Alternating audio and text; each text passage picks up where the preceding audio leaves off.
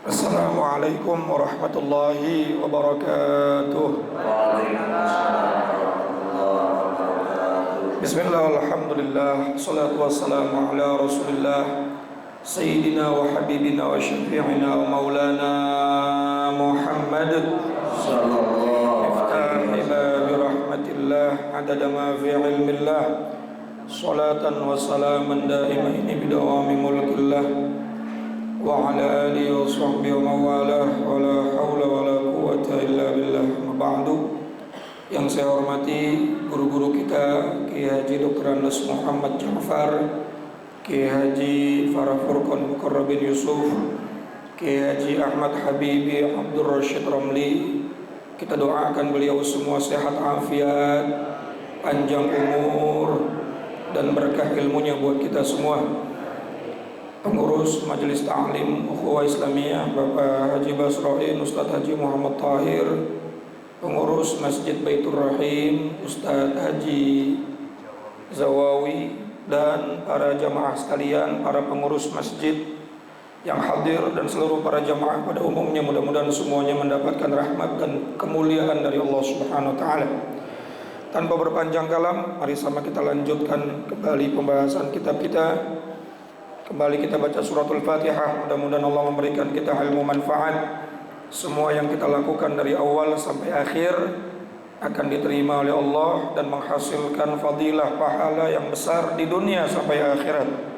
Al-Fatihah bil qabul wa ila hadratir rasul ala hadhihi niyyah wa ala kulli niyatin salihah wa ala man nawa salafus salih wa ila hadratin nabiyil mustafa sayyidina wa habibina syafi'ina maulana Muhammadin وعلى آله وأزواجه وذريته وآل بيته الكرام. نخص خاصة لحضرة مؤلف الكتاب سيد الإمام زين الدين بن عبد العزيز المالباري الفناني وسيد الشيخ نواف بن عمر الجاوي البندني وأصولهم وفروعهم وذوي الحقوق عليهم أجمعين أن الله يعلي درجاتهم في الجنة ويعيد علينا من بركاتهم وأسرارهم وأنوارهم وعلومهم ونفحاتهم في الدين والدنيا والآخرة وإلى أرواح والدينا وآبائنا وجميع المسلمين والمسلمات والمؤمنين والمؤمنات الأحياء منهم والأموات وإلى حضرة النبي. الفاتحة. أعوذ بالله من الشيطان الرجيم. بسم الله الرحمن الرحيم. الحمد لله رب العالمين الرحمن الرحيم مالك يوم الدين إياك نعبد وإياك نستعين اهدنا الصراط المستقيم صراط الذين أنعمت عليهم غير المغضوب عليهم ولا الضالين. رب اغفر لي ولوالدي آمين. بسم الله الرحمن الرحيم. قال المصنف رحمه الله تعالى ونفعنا بعلومه وأمدنا بأسراره في الدارين آمين.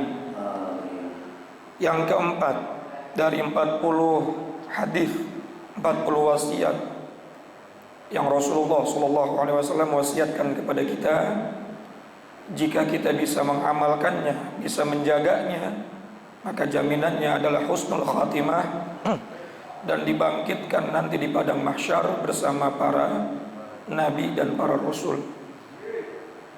Yang keempat adalah wa tu'addiz zakata bihaqqiha. Kita diwajibkan untuk menunaikan, memberikan zakat bihaqqiha kepada orang-orang yang berhak untuk menerima zakat.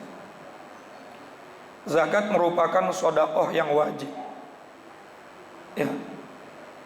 Karena sedekah ada dua tuh, ada sedekah wajib, ada sedekah sunnah. Yang wajib dikeluarkan itu adalah zakat. Dan zakat itu kalau kita baca dalam kitab-kitab klasik, yang pertama ada binatang ternak, kemudian ada emas dan perak, lalu ada zakat perdagangan, lalu ada hasil bumi yang berupa biji-bijian dan buah-buahan, anggur dan kurma, kemudian ada lagi hasil tambang, lalu kemudian barang temuan harta karun benda jahiliyah, dan yang terakhir adalah zakat fitrah. Hanya itu. Dan wajib zakat itu dengan dua syarat. Yang pertama nisab, dan yang kedua haul. Jadi kalau belum nisab belum wajib, kalau belum haul juga belum wajib. Ini spesifiknya nanti dibahas dalam pembahasan ilmu fikih. Cuma gampangnya urusan emas dan perak itu dalam hadis dikatakan tidak ada zakat kecuali 20 dinar atau 200 dirham. Kalau dikonversi ke rupiah atau ke gram, 20 dinar itu kata mazhab Syafi'i, Maliki, Hambali sekitar 80 graman.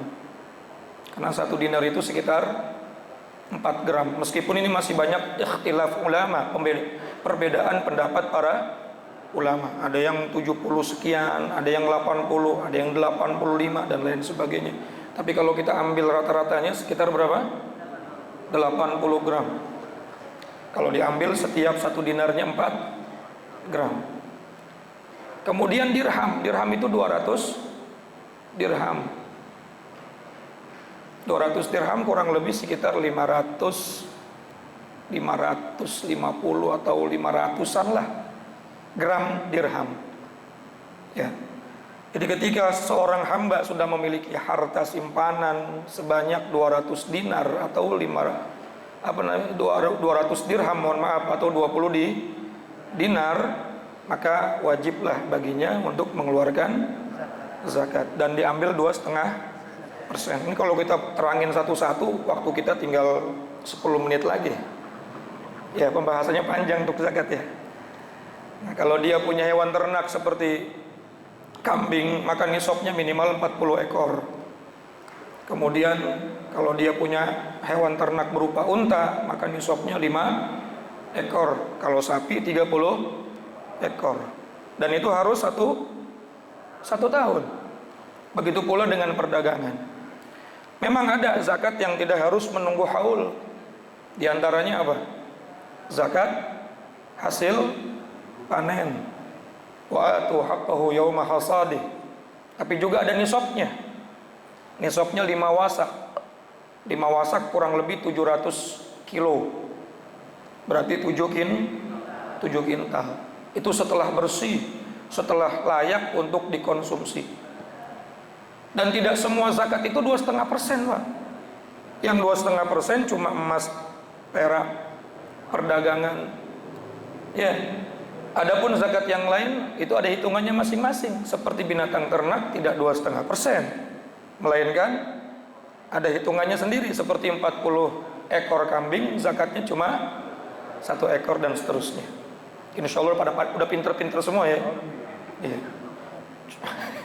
Cuma kadang-kadang pas haul lupa gitu. Pas udah setahun lupa. Yang kedua, berbeda sedekah, infak, hibah, wakaf dan lain sebagainya dengan zakat. Cara pendistribusiannya, cara memberikannya. Makanya dijelaskan di sini, ditegaskan bihaqqiha, diberikan kepada yang berhak. Kalau sedekah biasa, infak biasa, Bapak, nggak ada perbedaan pendapat ulama, boleh kepada apa saja, kepada siapa saja, dan kepada apa saja. Manusia boleh, benda juga boleh, asal bermanfaat. Tapi kalau untuk masalah zakat, ittifaq 4 mazhab mengatakan semuanya harus mustahik yang ada di dalam Al-Quran. Dan itu semuanya manusia. Walaupun nanti belakangan ada lagi pendapat-pendapat yang lain. Yang pertama al-fuqara wal masakin wal amilina 'alaiha wal mu'allafati qulubuhum wal gharimin ar-riqab wal gharimin wa fi sabilillah wa ibnis sabil. Dan semuanya adalah manusia. Dan manusia yang menjadi mustahik zakat pun harus memiliki kriteria syarat menjadi mustahik. Di antaranya beragama Islam. Lalu bukan seorang budak murni. Meskipun nanti ada pendapat lagi yang mengatakan boleh apabila dia budaknya bukan budak yang murni. Sebagian dia budak, sebagian lagi merdeka. Lalu dengan harta zakat tadi bisa memerdekakan dirinya. Kemudian bukan dari Bani Hashim dan Bani Muttalib, bukan keturunan baginda kita Nabi Muhammad sallallahu alaihi wasallam. Jadi memberikan zakat tidak serta-merta kita kasih siapa saja yang kita mau, gak bisa Pak. Ada mustahiknya dan syarat mustahik juga ada. Islam, merdeka, dan bukan keturunan Bani Hashim dan Bani Muttalib, alias bukan keturunan baginda Nabi kita Muhammad. Ada yang nanya, kenapa zakat nggak boleh diberikan kepada keturunan Nabi Muhammad? Karena zakat hakikatnya kotoran, sementara ahlul baitnya Rasulullah itu suci. Bahkan Rasulullah tuh waktu hidupnya mengharamkan dirinya menerima bukan cuma zakat, tapi sodaqoh pun diharamkan oleh Rasulullah. Karena hakikat sodaqoh itu adalah sebuah kotoran. Tetapi anak keturunannya tidak diharamkan, cuma yang diharamkan adalah zakatnya saja. Coba diperhatikan. Jadi zakat beda dengan sedekah. Kalau sedekah bebas kemana saja kita berikan, nilainya berapa saja. Tapi kalau zakat ada hitungannya, ada caranya, ada waktunya. Bahkan kurang 1 hari saja, kalau belum haul tidak sah. Semua ada waktunya. Bapak mau zakat fitrah sekarang, kira-kira bisa apa enggak? Kenapa? Belum waktunya. Begitu pula zakat emas, begitu pula zakat dagangan, begitu pula zakat hal-hal yang memang harus dizakati. Semua ada waktunya, dan waktunya mengeluarkan zakat setelah sempurnanya haul. Berapa banyak orang yang akhirnya nggak paham tentang urusan zakat. Dia pikir zakat bisa setiap hari. Ternyata itu nilainya Lalu ketika 1 tahun dia diminta untuk mengeluarkan zakat, dia pikir, saya sudah zakat tiap hari. Kalau dihitung-hitung udah bisa ratusan juta itu. Itu sedekah, Ferguson. Sama seperti orang dari mulai ba'da isya sholat sunnah. 2 rakaat, sampai menjelang subuh. Ada kali 1000 rakaat. Giliran sholat subuhnya, kagak. Padahal 2 rakaat sholat subuh yang wajib itu bisa mengalahkan yang 1000 rakaat salat sunnah di malam hari. Betul apa enggak? Banyak orang yang sedekahnya bisa sampai ratusan juta bahkan miliaran, tapi waktunya zakat dia nggak mengeluarkan zakat karena dia nggak tahu cara mengeluarkan zakat. Dia nggak niat mengeluarkan zakat. Sementara waktu zakat pun wajib harus niat dengan niat mengeluarkan zakat. Harus dengan niat. Masya Allah. Oleh karena itu jelas az-zakah bihaqqiha, menunaikan zakat lalu diberikan kepada mustahiknya. Kadang-kadang kita mendefinisikan atau memaknakan fakir dan miskin saja masih belum paham sampai sekarang. Fakir itu apa, miskin itu apa, kira-kira paham atau tidak Pak? Pak, itu 2 orang yang berbeda Pak, fakir dan miskin. Gampangnya begini deh. Kalau fakir itu punya kebutuhan 100, tapi dia 1 hari cuma bisa dapat 20 atau 40, maka dia masuknya fakir. Sementara miskin kebutuhannya 100, tapi dia bisa dapat 60 atau 70, namanya miskin. Dia punya penghasilan, tapi tidak mencukupi kebutuhan. Ada orang kerja, gajinya di bawah UMR, sementara 1 bulan dia wajib harus memenuhi kewajiban dia sebagai kepala rumah tangga. Istrinya 3, anaknya 5. Itu di atas 5 juta atau 7 juta atau 10 juta. Sementara dia punya penghasilan cuma 3 juta.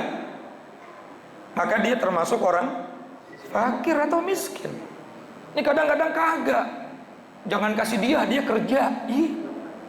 Bukan dilihat kerjaannya atau penghasilannya mencukupi atau tidak dengan kebutuhannya.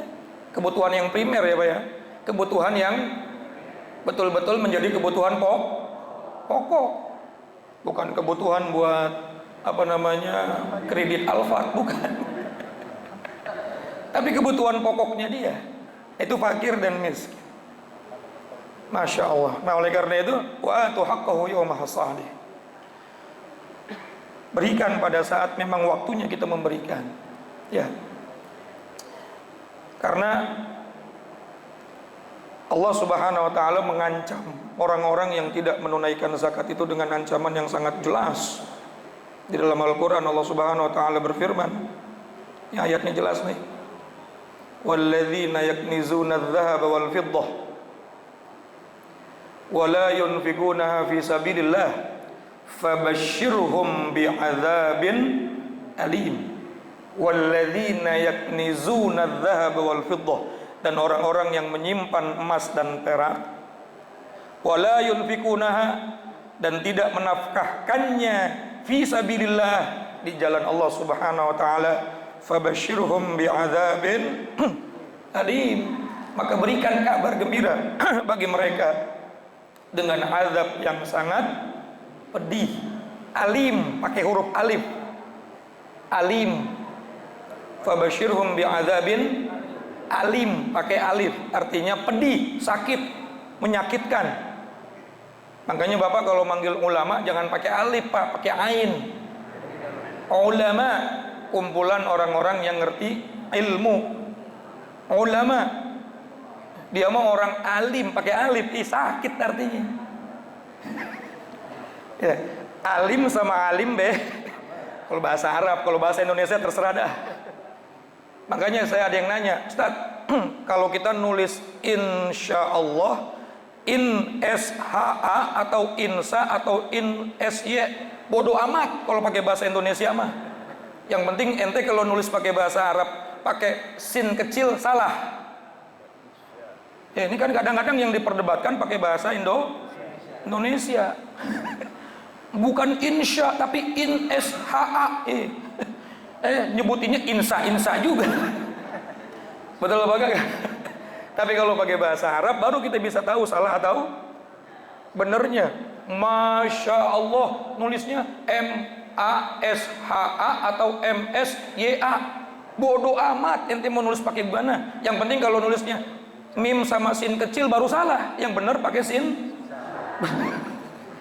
Paham ya? Masya Allah. Nah, alim sama alim kalau pakai bahasa Arab beda jauh. Tapi kalau Bapak ngomong pakai bahasa Indonesia bodoh amat lah.